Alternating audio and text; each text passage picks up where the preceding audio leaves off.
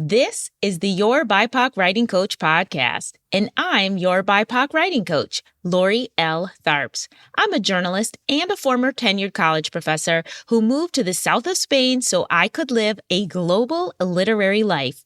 I'm also an award-winning author of both fiction and nonfiction who believes in the transformative power of a story well told. I created this podcast because I want to help as many BIPOC writers as possible get their stories out of their heads and into the world. Are you ready? Let's go. This is the Your Famous Author Era season of the podcast, where we're talking about how to promote your work as writers, building an author platform, and finding the fans who will buy, read, and support your work over time. On today's episode, I am so excited to welcome Tamela Gordon to the podcast to talk about why community, connection, and conscious marketing are the tools BIPOC authors need to connect with their readers and sell more books. Tamela Gordon is a literary activist, the author of the critically acclaimed 2024 memoir Hood Wellness, and she is an acquisitions editor at Row House Books.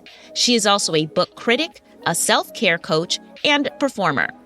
Online, Tamela uses the handle She Writes to Live to share her wisdom and advice for writers.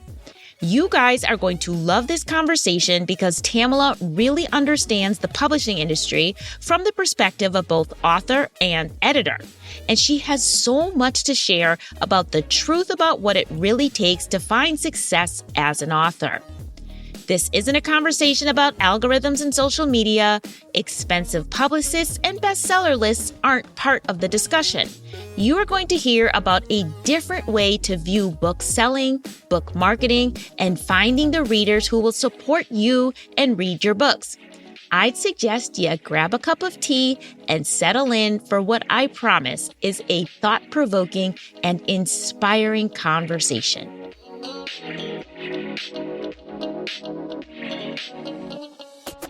Welcome to the Your BIPOC Writing Coach podcast, Tamela Gordon. Hello. Hi. I'm so glad to have you here on the podcast. And before we actually jump into everything, I always like to tell people how I met my guests, if I have been so lucky.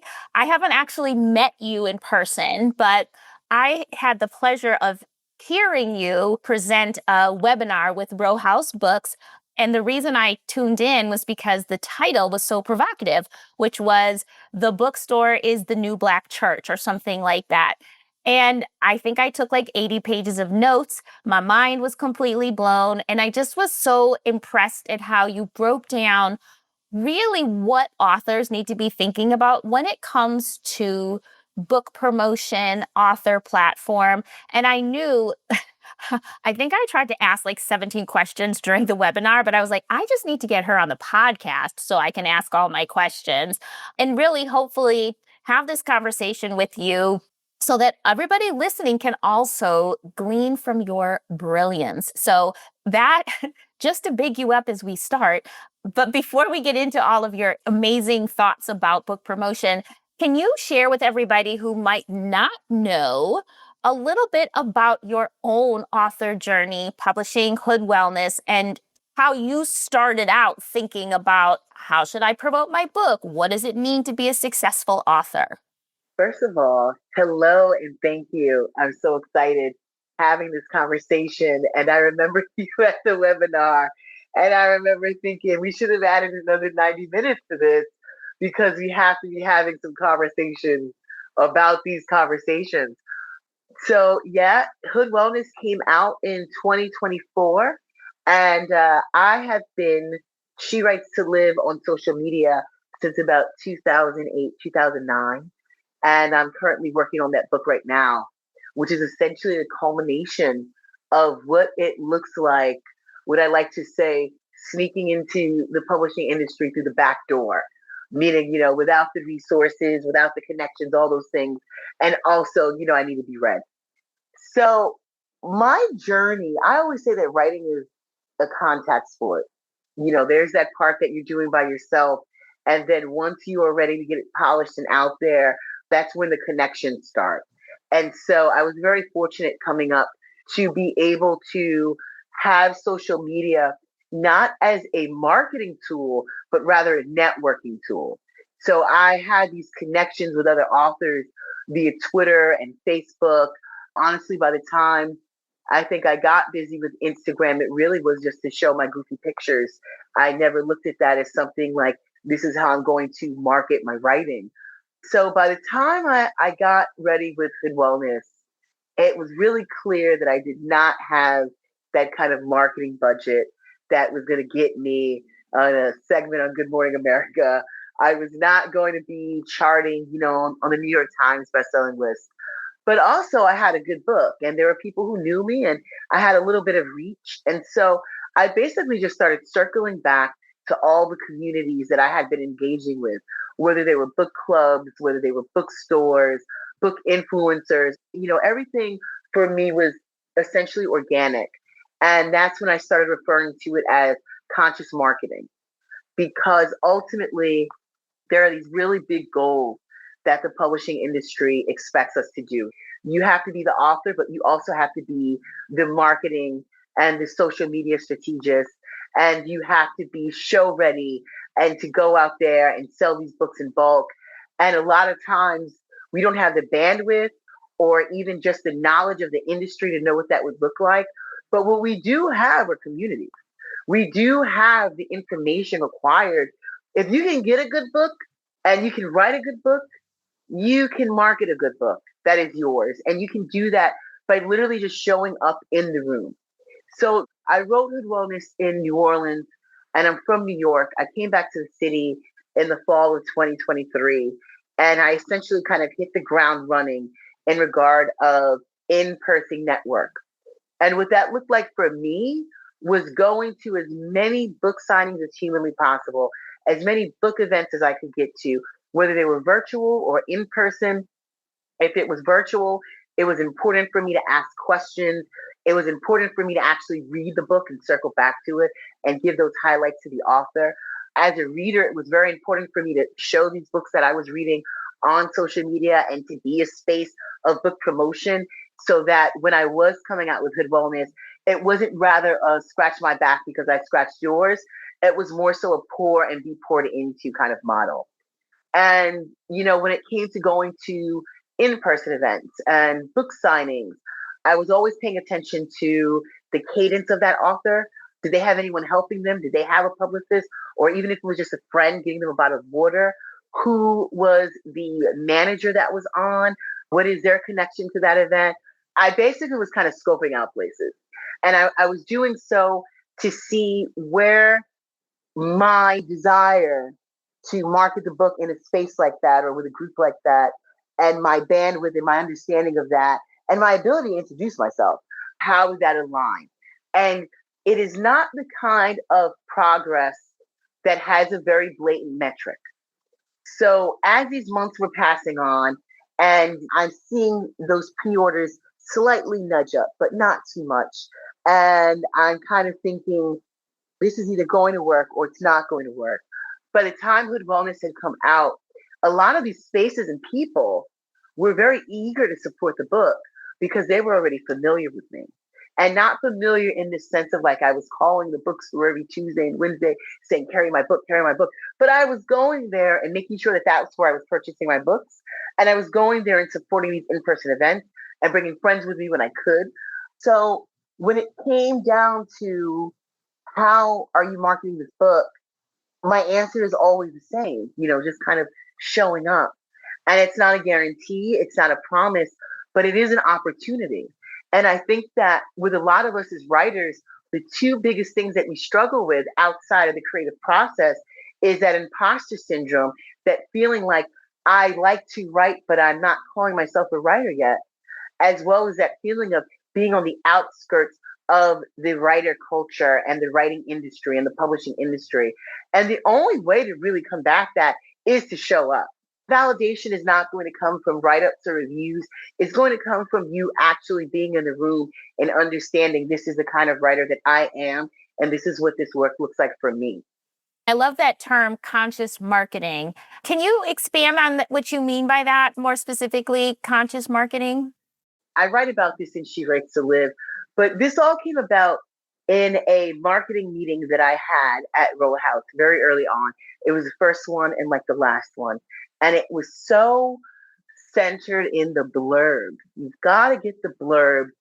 What I will always credit Roll House with, where I am signed, is they understand that social media is not the end all be all. However, just like with most platforms, with most individuals, industry blurbs are important. And, they do look good in the front cover or the back cover of a book, but there's such a thin line on that organic blurb and that meeting that Gabrielle Union blurb simply because that's the one that's been hot for a couple of years, right? There's certain, A-listers that you're like, oh, you've got to get it. And then you look at some of these other books and you're like, they're not even an author. Why is Lynn and Manuel? I saw that on a book and I was like, this doesn't make any sense to me, but it's a big name.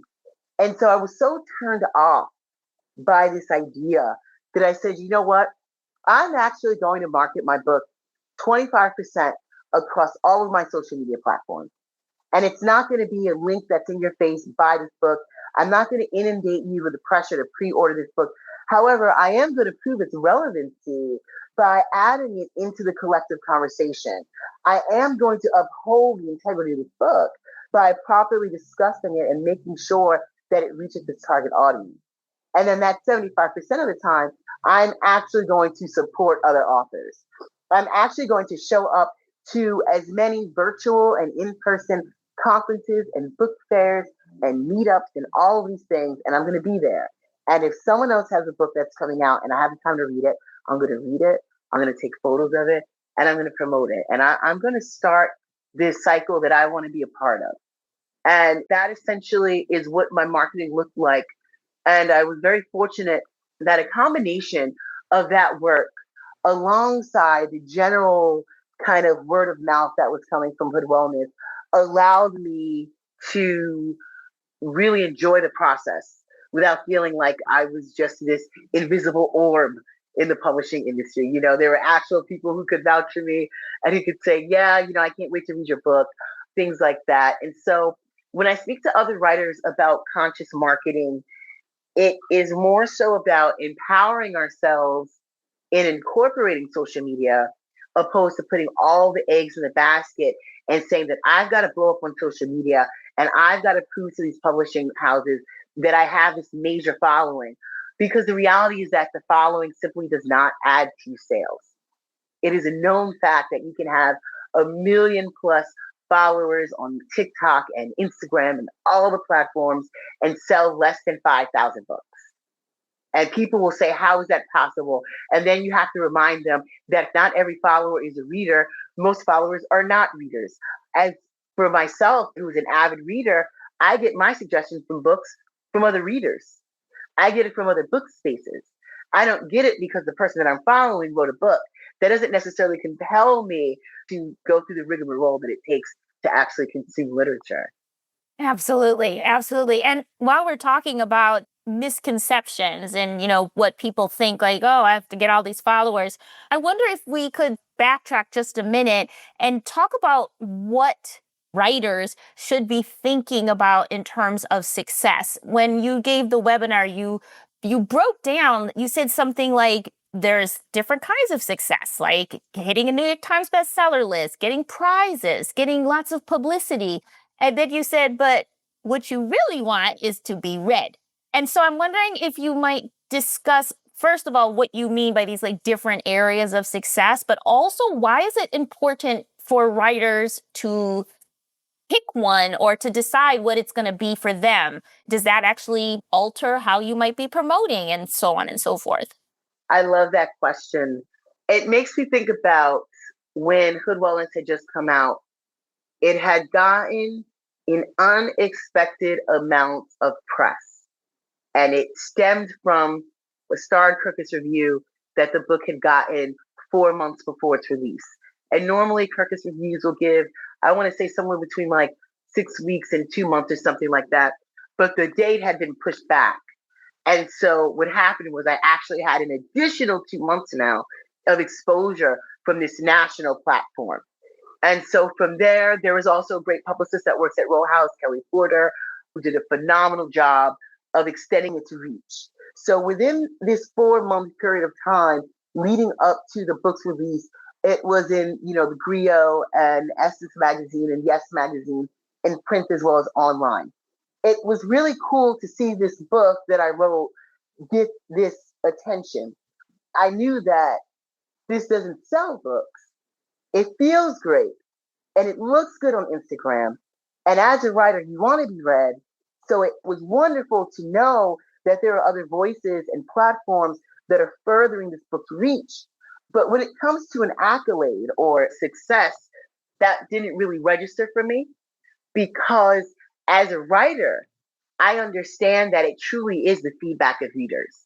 I consider success a book that has a fair amount of 3-star reviews. And that's because that means that you've broken out of the ether of your family and your friends and your followers. And that book has extended to people who do not know you, who don't owe you anything, who are not impressed by you. They found your little book, they read it, and they're like, it is okay.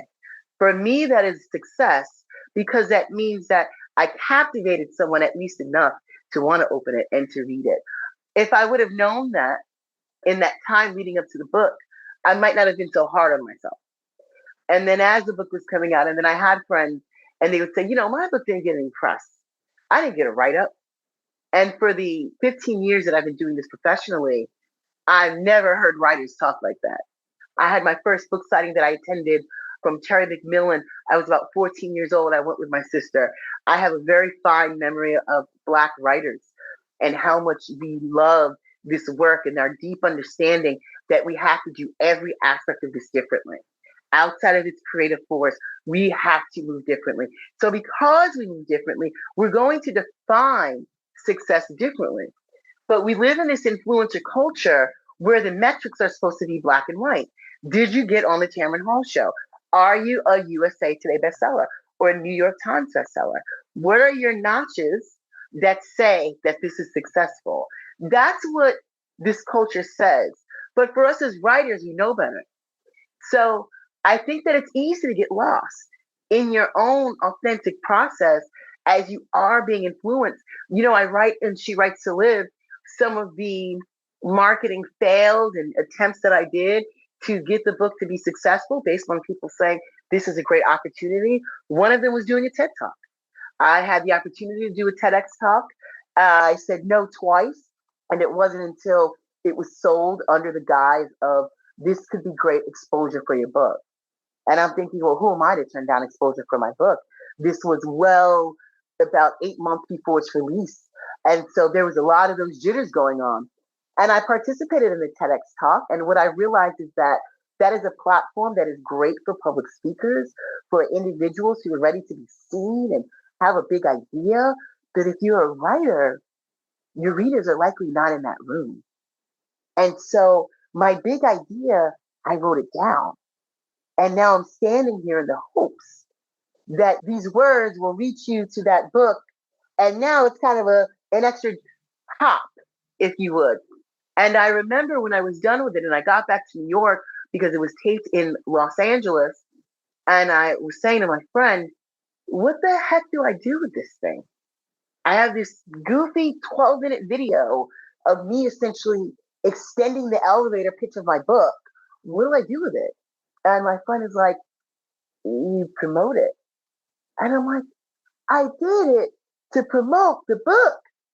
So now I have to promote the talk about the book and I hope that they watch the talk. And these were those examples where if I really were to have interrogated from the beginning, why are you doing this talk? And that answer would be so that my book could be successful. I think if I would have pushed it a little further and said, successful in what way? I likely would have said no a third time. And so for myself, success truly is my book being in circulation and being a conversation. It is the tag that I might get from somewhere across the country who saw it in a free little library and started reading it and said, this is really good. It's the book clubs that decide, you know what, 2 of us have read it and we love it so much that now we're all 8 of us going to read it at the same time. And it's not necessarily something that you can show off or that I can wear. It's not a sticker that goes on Hood Wellness. but it is my own personal validation of knowing that I wrote something. It exists. It is in the ether and it's being enjoyed. That is so important. And because you need to have that sense that when it happens, that you can actually enjoy it. Because if you're chasing something that somebody else has defined success, but it, like you said, it's not really internally your idea of success, you could go through this whole process, a year's worth of promotion and never feel satisfied, never feel like you accomplished something. And I want to dial back to that idea where you said, what a writer really needs is to be read. That seems like basic, but really, when you think about it, if nobody's reading your book, I mean, everybody can put the cover up and be like, oh, look at this good book.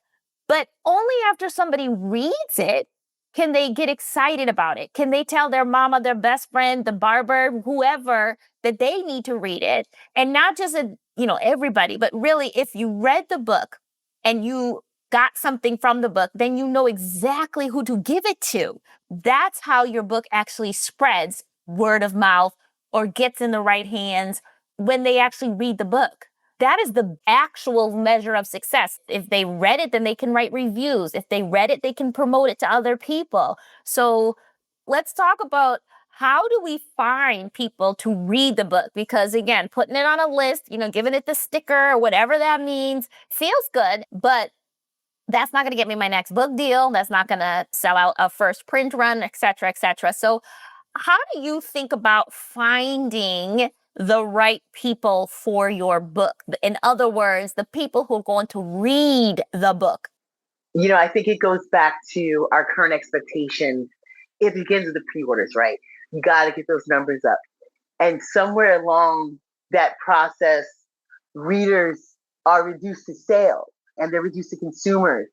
And then what happens is you are no longer promoting a book, you're selling a product.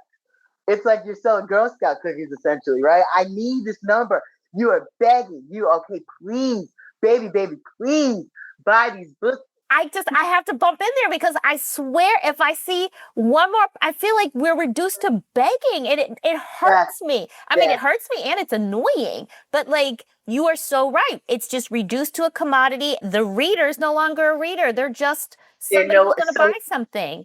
Please, so here's my the book. thing. Please get my book. Right? Please. I'm like, these are incredibly talented writers, and they're over here begging, like, to the point where they will. I saw an author not too long ago, one who has the Cadillac of literary teams, the publicist, the social media marketing, all of that. By noon, they have pumped out more reels and edited more content than Spike Lee. Okay, they're doing it. They're one of those authors where I look at it and I'm like, gosh, it could never be me. Thank God I know my way around a sentence because I cannot do the social media thing. But I was listening to them and they recently did a video and they were breaking down the numbers of their pre-orders. And they were like, we've got to have it up here. And, my team right now, like, we are really concerned because we need this number here. And I'm thinking, who do you think is this? Does not make me want to read your book. I don't even know what your book is about. And so I think that this is the disconnect that we need to discuss, which is when you break from the reader because of this idea of what you think is going to be successful. And what you wind up having are a lot of authors who've got a lot of great photos of everyone with their book, and no one is reading it.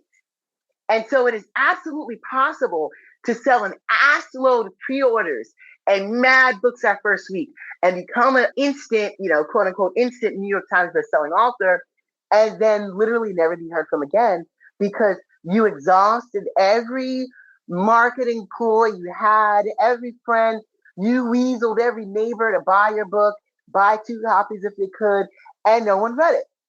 So you hit that number that you thought, but now you still don't feel like a writer.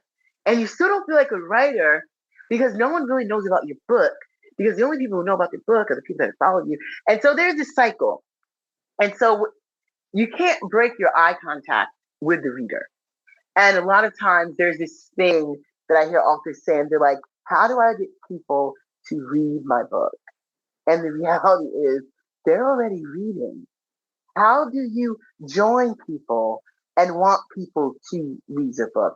It's no different than saying, how am I going to get people to come to my party? How many parties have you been to this year? How well known are you in the party circuit? Do you bring anything when you show up to these parties? Okay? Are you the paper plate girl? Are you staying too long? Okay? Are you messy at the parties? Who are you at the parties? And so I think that this is where I've kind of always had an upper hand because growing up in New York and having a sister who is 13 years older than me, who understood the hunger that I had for reading and for writing and writer culture specifically. I loved Carrie Bradshaw. I knew there was a Black Carrie Bradshaw out there. I wanted to be the Black Carrie Bradshaw. I wanted to meet these women, Susan Taylor, all of these women that embody this work. So I had someone from a very young age that was like, pay attention to who's got an agent and who's walking in and who's friendly and who's not friendly. And so when you are a part of the community, you're not necessarily an outsider. So it's not a cold call. It's not a matter of how is the world going to get to know me? It now becomes, okay, how do I ask for help? How do these places where I've been pouring into, these spaces, these individuals that I've been supporting, how do I authentically let them know, like, I could use some help promoting this book? It's something that it's a lot easier to do when you've already been showing up and you're present. So going back to readers, how do I get people to read my book? You read people's books. You talk about reading. You join the conversation. You enter the room. And there's no other way. We can all go online every day and put our links up to our book. You're just yelling into ether at this point. There's no other way outside of that connection as readers and writers that you're going to be read. And I say this not just as a writer, but also as an editor who has access to BookScan, who pays attention to many of these authors with these ginormous platforms. And it's not an accident that they're so successful here, and then in the book world, there's this fail. And a lot of that fail is because you might have looked good on paper to the publishing house, but when it came to readers, you never found out how to penetrate. And so you can make it look good. You can get on Town Hall's couch. You can get on wherever is the hot place to be. You can pay and have the connections to get your book there. But now when it comes to coming into that writers festival or that writers group or sitting on that panel discussion, or even worse, not getting there. And you don't get there because they don't know that you exist. They don't know that you exist because they're not looking for writers on Instagram or BookTok. And so, just going back to where do I get the readers? How do I get people to read my book? You gotta flip it around and say, okay, how am I getting into this space and letting people know about my book? And how am I connecting to my target reader? And the more that I think you stay on track with that, the more I understood with Hood Wellness that this is a book that's written for people like me. Obviously, race and gender is a big deal of it, but also if you are impoverished, also if you are a marginalized gender, also if you are older. And so why am I not in these reading spaces? Why am I not supporting these kind of writers? And the more that I was staying aligned with that, the more that I was noticing, like, oh my gosh, people are reading it. Oh my God, people are still buying this book.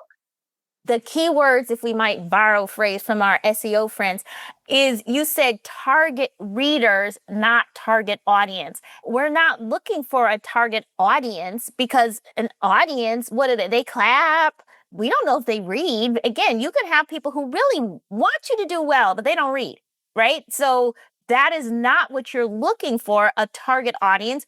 You're looking for a target reader. You want to find the people who will read your books. So Tamela, I need to ask you this because after hearing you talk, I actually was really thinking, how do I make sure I get into the community of readers who would read the books that I am now writing? I read a lot. I read it widely. And I wouldn't say that I necessarily read the same thing that I write. And I have to think this through, but I think writers have to think that way, right? They have to think about the reading community. Like they have to shift from, oh, I've got to find my fellow writers, even though obviously most of us writers are readers, but they really have to figure out how to find their community of readers who would be reading that type of book that they're writing. Because I think that is a misstep, right? That writers aren't in reading communities, particularly the reading communities of the type of books they're putting out there. What do you think about that? I see the contrast even in my own work because Hood Wellness is deeply rooted in activism and social justice and social science.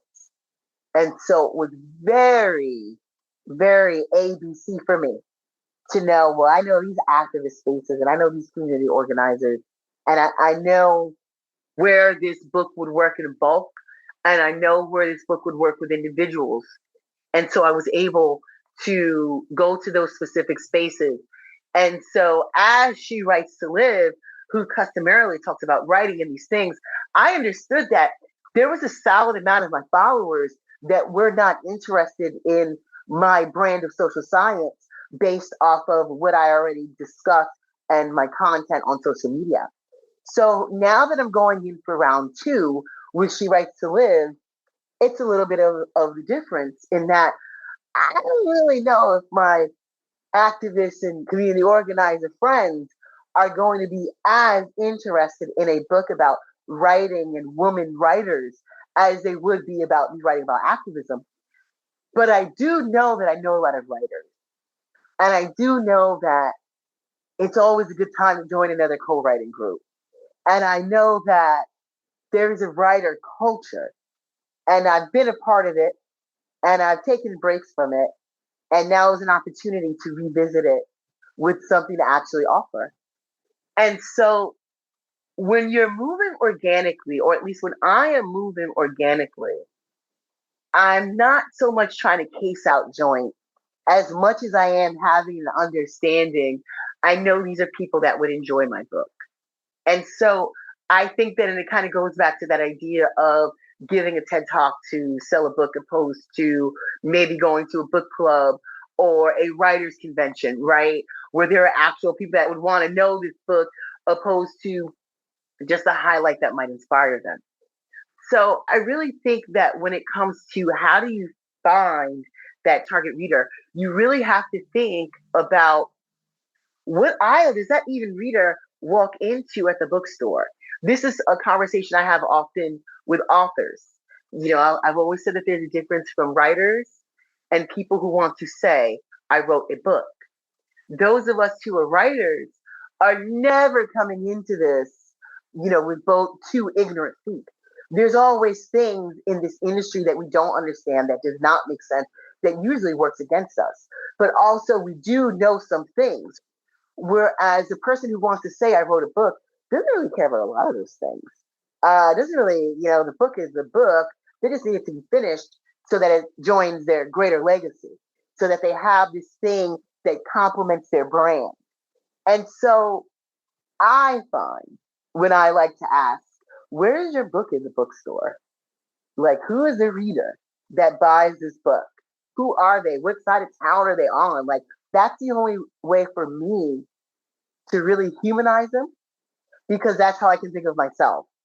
And so when I'm looking at She Writes to Live, I'm not looking at a book of just someone who is just like me. They might be an older woman writer who's never been published. They might be a young non-binary writer who wants to know something about this industry. So I am able to connect with my target reader before I meet them just by knowing who I'm writing for. And that's also something that Toni Morrison discussed a lot, about knowing who you're writing for.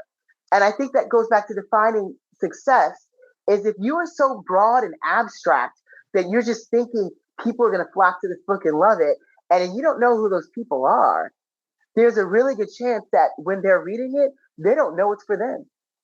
We're in this time right now where a lot of us, Black and non-Black, are just now divesting from that white reader gaze. We're just now starting to go back in that draft and read that paragraph and say, wait a second, am I explaining just enough so that the reader understands? Or am I over explaining for the white reader? This is something that is artistic, but it is also absolutely business. Because who are you talking to? Who are you writing for? It's like your elevator pitch, right? You first have the idea for the book. Someone asks you, what is your book about? And you sound like the drunk girl at the bar. And you got to work on it. You got to chisel it and get to a point where someone asks you about that book and you bottom line it. That's the connection that we're supposed to have with the reader by the time you have completed this awesome book. The reader is this person. I know them. I know where they are. I know where this book is going to go. I know the events where the reader is going to show up. This takes work. This takes research. This takes time. This takes reading. This takes networking. So it's the idea, but when you really want that idea to grow wings and to soar, you have to put a lot of that labor and that work into it to make sure that's how that takes off. So when it comes to the reader, I really think that you should know who they are and roughly where they are by the time you're working with that editor. So smart. And I feel like even though you're saying this is hard work, which it is, I feel like it's so much more intentional and targeted and will have actual results as opposed to dancing for another TikTok video, like you said, or But dancing for another reel. Because really, the holy grail is not social media domination. The holy grail is finding your readers. I just rewatched The Da Vinci Code with my teenager who didn't exist when it came out the first time. And the whole thing was in that story was about finding the holy grail, and the holy grail was actually Mary Magdalene. It was the female. So the same idea is that the holy grail for an author is a reader, and not just a reader, but a reader who really wants whatever you're putting out. That Mhm. is it. And so if the hard work and the networking is not just this kind of generic find people, get those pre-orders, but actually, like you said, what aisle do they come in to the bookstore first? What other books are they reading? What do they want to feel, or what do they need in their books? If you really know and you've written that book with that knowledge, and then you can go find those people in their book clubs. I feel like there's a new book festival every day, which is great for us, Yeah, right? But you don't want to be at the New York City Book Festival just because it's big, you know? right, You want to go right, to the Romance Writers of America Festival or the Jane Austen. I just heard about that. I didn't know that. There's a Jane Austen festival. If that's where your readers are, that's where you want to be. It may only be, 500 dedicated Jane Austen females, but right. they all will buy your book if your book is Jane Austen and me. Right? Yeah. And it's something to be said about that. And just to go, because I love this example of marketing, I said I wanted to include it in my book. In 2023, there was a Black woman, Laura Cathcart Robbins, who came out with a book, Stash, My Secret Life in Hiding. And it's a memoir about a Black woman who was married to this major Hollywood exec. And she was just strung out, girl. She was just on all the drugs. He didn't know. Nobody knew. And I love this book. It was so juicy. It was so fresh.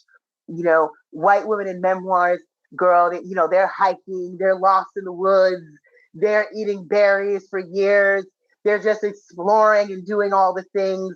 And we are just like in formation of trying to stay within the parameters of what the industry wants us to be in regard to being informative and being together. And I love this memoir because she was a mess. And so I talked about it a lot, talked about it all the time. I put it on all my social networks. And 2 years later, she invites me to be a panelist at the San Diego Writer Festival. And the first thing I was thinking was, wow, what a great opportunity. And also, like, do they really care about her wellness? But I'm thinking, but what an opportunity. And so I go, and the keynote speaker was Pemby Locke, who was the author of From Scratch, that went on to be a major mini-series on Netflix. I was on this panel also with Trisha Thomas, who wrote Nappily Ever After. So here I am, brushing arms with these brilliant, amazing Black writers at the San Diego Writers Festival, no less. And it was about a month later, and I had gotten my very first write-up about Tamela J. Gordon, the author, rather than my book. And it was based off of that panel discussion. And I thought to myself, what a way to be at the right place at the right time.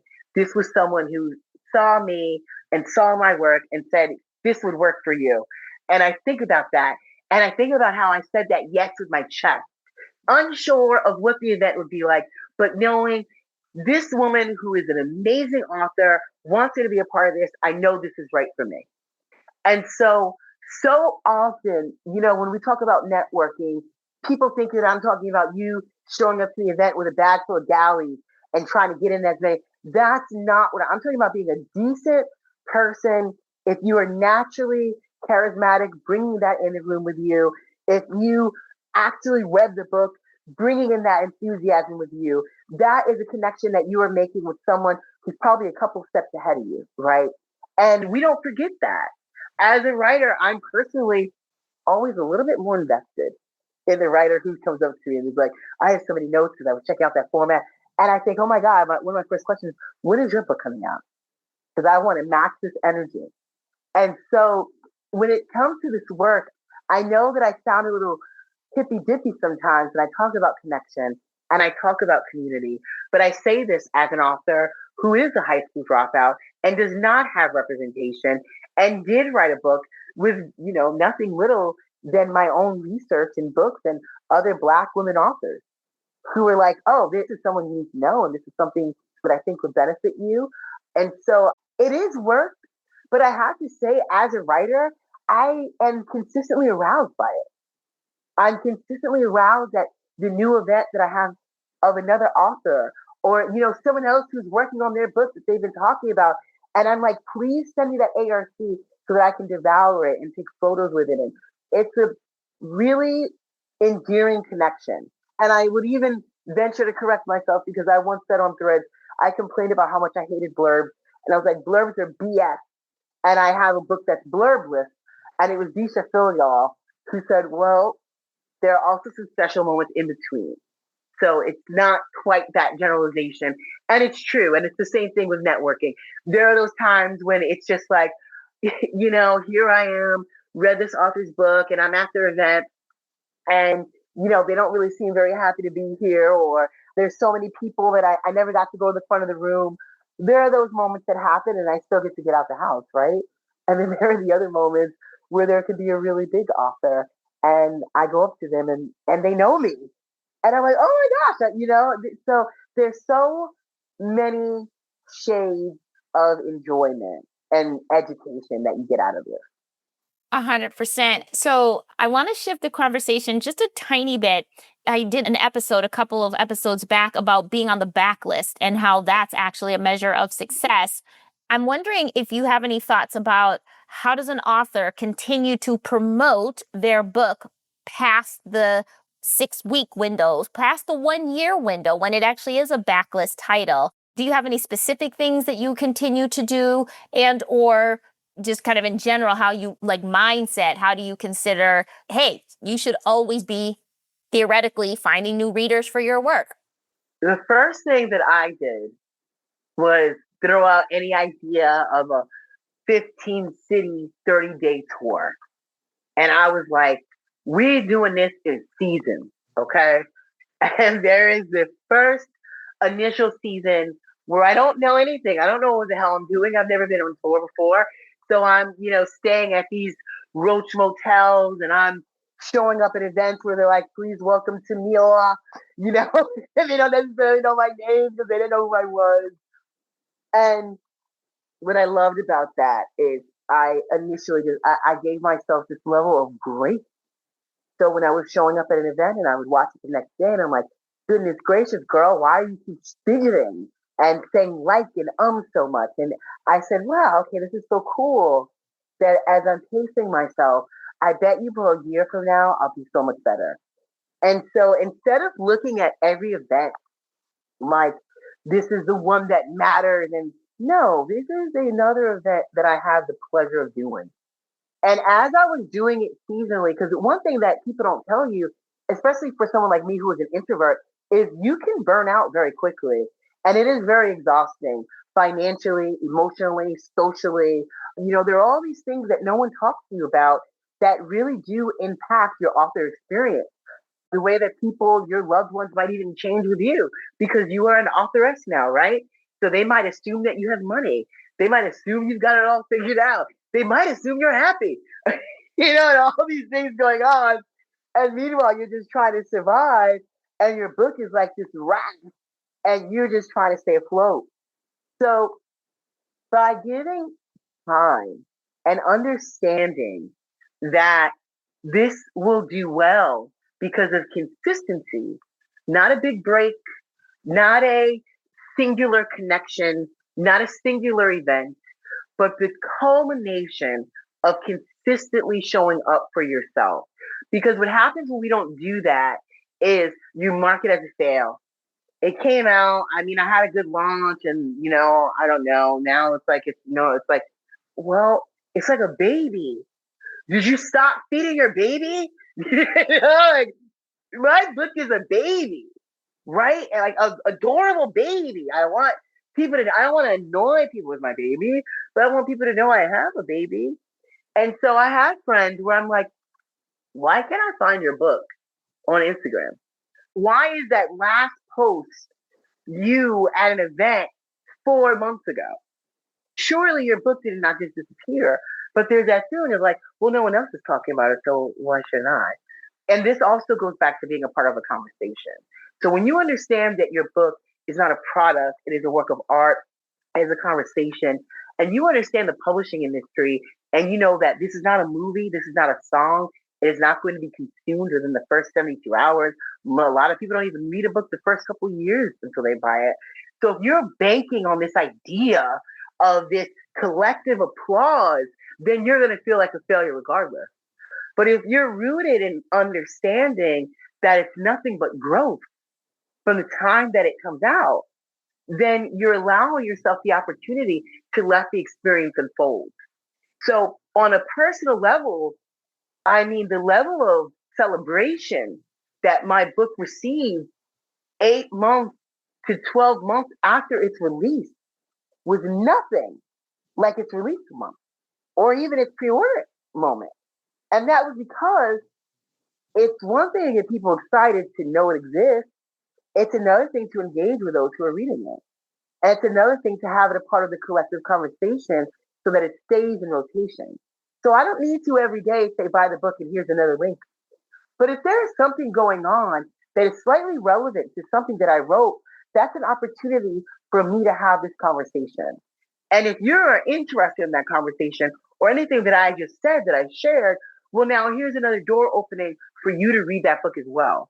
So I'm very big on divesting from those traditional expectations. X amount of pre-order sales, X amount of sales the first week of its release, X amount of events to present the first 30 days, because there's a good chance that it's just not going to happen like that. Exactly. And again, that's why I think it's so important for writers to really know these truths.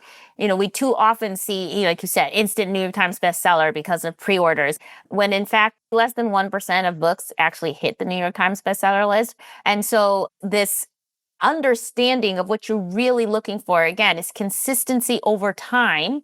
You want that book to just keep on selling. And if it's available, if it's still in print, then it can keep selling and it can just keep finding new readers. I was just approached by this adorable college student.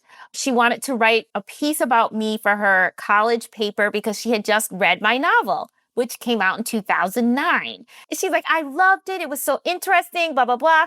And I just melted. And then I realized this child was 2 when this book came out, right? She was 2. And so there literally are new potential readers for your book every day. And you think, oh, everybody's heard about it. If they didn't want it because, they heard about it. But no, not only did everybody not hear about it, but there are literally people who were too young to appreciate your book when the book first came out, or maybe just had the experience or whatever your book might be about yesterday, and now they need your book. So we have to realize, like you said, this is not, the song, the movie that just gets consumed instantly. It's going to take time for people to read it, but also there's always somebody new who didn't know about your book before. So, last question, Tamela, is this. When you said, and I do believe I came into the webinar a little bit late, so I don't think I heard you explain this, but what did you mean by the bookstore is the new Black church? Yeah, there's a couple of meanings to it. And there's the obvious one, which is that there was a time when, the churches where we congregated, not just for spiritual and religious reasons, but our rights were impacted. Something was happening in our community, something was happening in the neighborhood, and that church was a safe place to go to. Now here we are in 2025, and literature is on the chopping block, and we are in essentially a literate country. And there is a limitation as it stands on access in literature. Because of this, and because of how oppressive the publishing industry has become for marginalized authors, the bookstore is our stomping ground. That is our safe space. That is where we are getting read.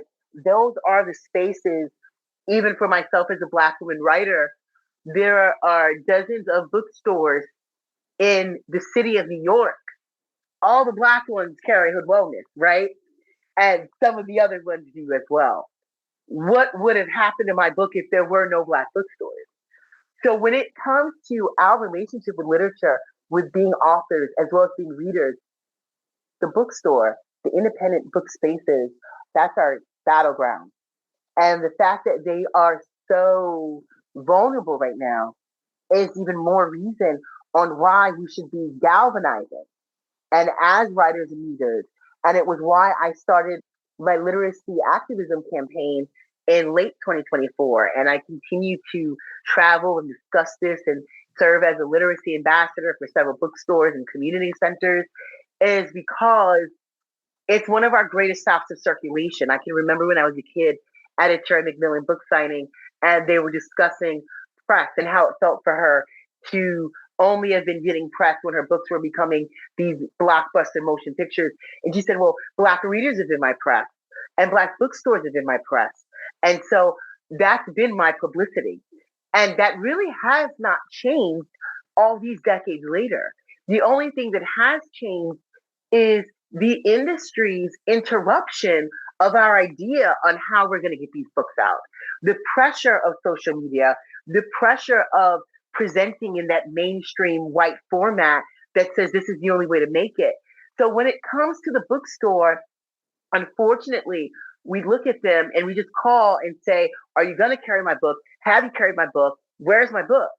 And we're not pouring back into, we're not supporting events that are not ours.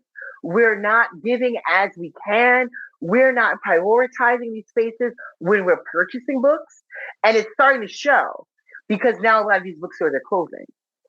So when it comes to that, and I was so inspired by the book, Why We Need to Protect Bookstores by Danny Kane. And he delves into this much deeper than I can give it its due justice. But the bottom line is that if you want your book to breathe, you must support these Black book spaces because they are the ones that are picking up where our church culture had left off. They're not just selling books, they're hosting events. They are, hosting local politicians. They're oftentimes starting all kinds of programs.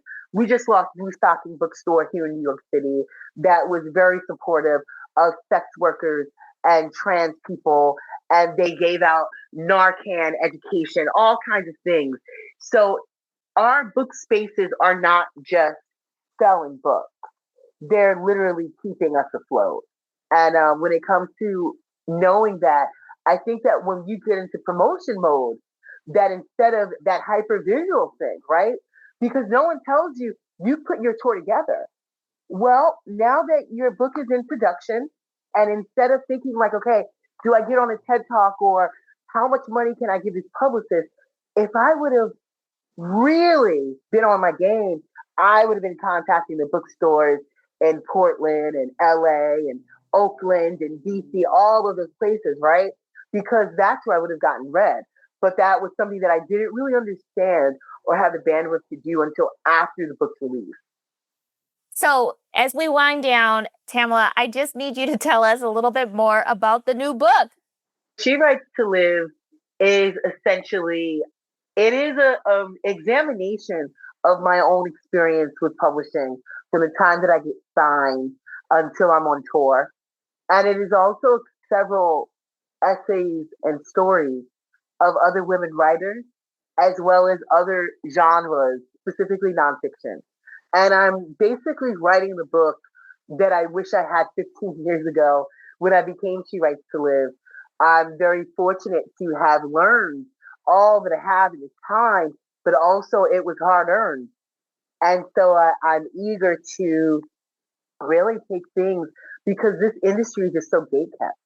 And so I'm really eager to discuss in this book what it actually looks like to promote a book with integrity and to have tangible goals and to work with your bandwidth and your capacity opposed to trying to match the standard, basic, outdated expectations that just are not practical. And you can still do this and have fun and make money and learn and improve and write other books. And so it's all of that. That sounds amazing. I mean, thank you for writing it. I'm so excited that you're writing it. When will it be out officially? It is due October 20th, 2026 release date. Oh, yay! Okay, that's only a year. I can handle that. I know, I got to come back. Awesome. Oh, so excited. Tamela, thank you so much for everything you do and for putting it all out there on Threads as well so that we can always be learning from you. Thank you so much. Thank you.